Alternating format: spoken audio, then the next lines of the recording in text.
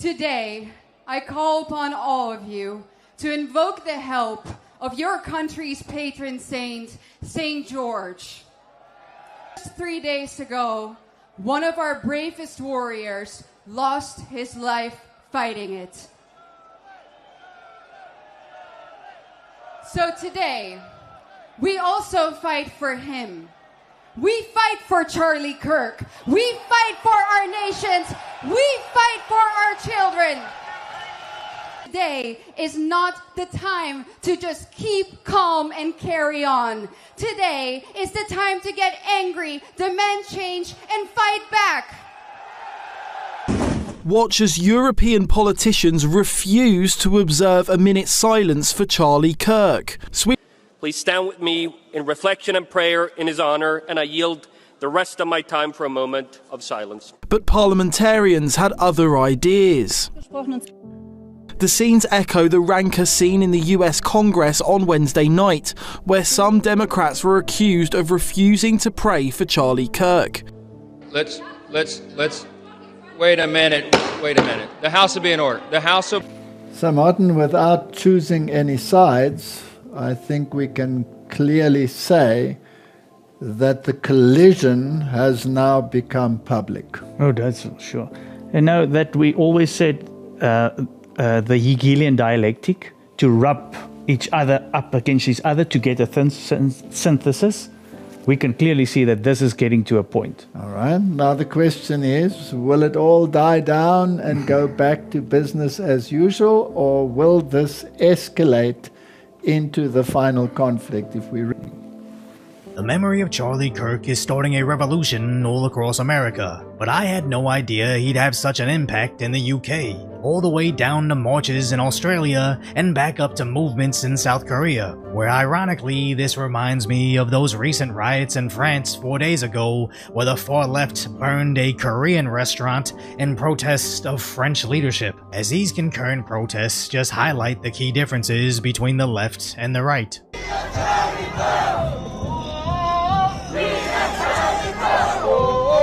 As at the UK's Unite the Kingdom March, which was reported as 110,000 people, but was more likely millions. This is the counter-revolution. There's been a globalist revolution for 20 years.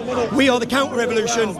It's not going anywhere, mate. Carrying to Charlie's family, we all pray for you, and we hope we honour his life. Marching through the streets of London, one of the largest right-wing demonstrations to take place in the UK in modern times.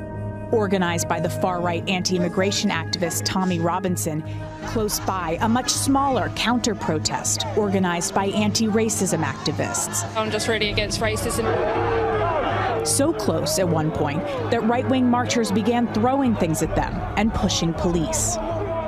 So as the calls for political violence have only amplified, people are now losing their jobs in neurology at universities. Microsoft is combing through their ranks to do the same, and even American Airlines is firing pilots who think it's okay to celebrate murder, as we're seeing a turning point not only in the US, with Americans making it their mission to dish out consequences, but now conservatives worldwide are rallying behind Charlie, as the left didn't even think he'd be seen as a martyr, but now Charlie's known globally as the face of finally fighting back.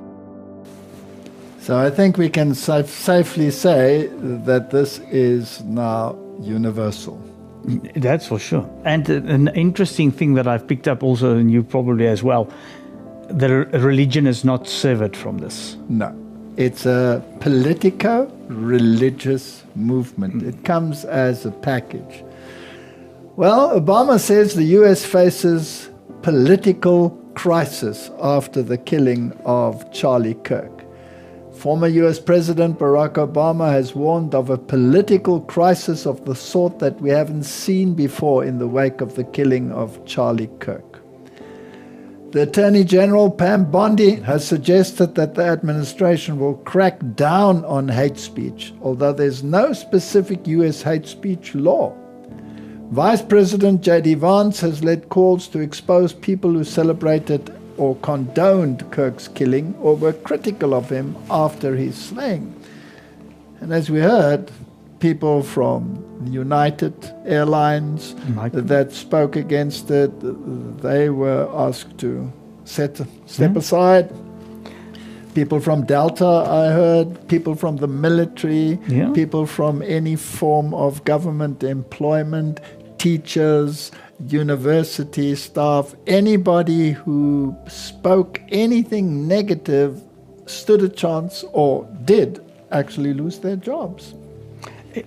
In Texas, 100+ teachers to lose certification over the Kirk posts. So the Texas Republican governor, Abbott, and the Texas Education Agency have announced that more than 100 educators are under investigation and could face suspension of their teaching certifications. But not only teachers, lawyers, many of them, and broadcasters have been removed, and programs have been removed.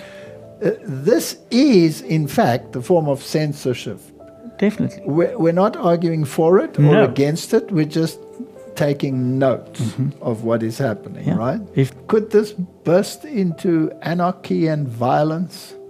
For far too long, Americans have been forced to put up with Democrat-run cities that set loose savage, bloodthirsty criminals to prey on innocent people, really very, very innocent people.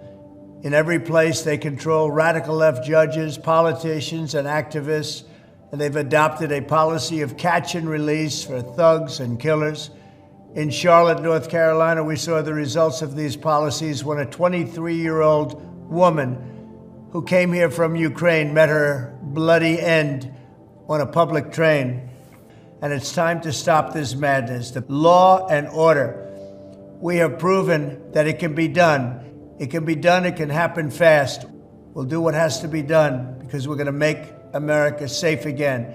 For years, those on the radical left have compared wonderful Americans like Charlie to Nazis and the world's worst mass murderers and criminals. This kind of rhetoric is directly responsible for the terrorism that we're seeing in our country today. But this divide has just become greater and greater and greater, and it seems as though the left has become radicalized, but the right is also radicalized from a different aspect. Yeah, for sure. Now, Martin, who's steering that behind the scenes? That obviously there has to be somebody.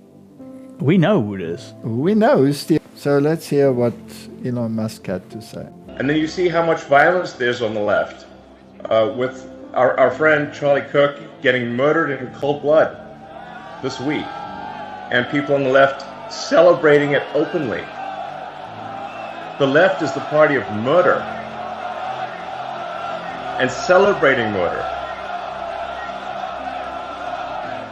I mean, let that sink in for a minute. That's who we're dealing with here. That is who we're dealing with. Elon, to so many of the British public who are scared to exercise their free speech, they're worried about being imprisoned, they're worried about being attacked, even to share their speech on your platform of X. What message would you give to them?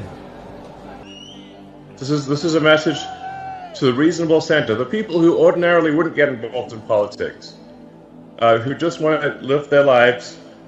They don't want, they're quiet, they just go about their business. My message is to them, if this continues, that violence is going to come to you. You will have no choice. You're in a fundamental situation here where whether you choose violence or not, violence is coming to you. You either fight back or you die. You either fight back or you die.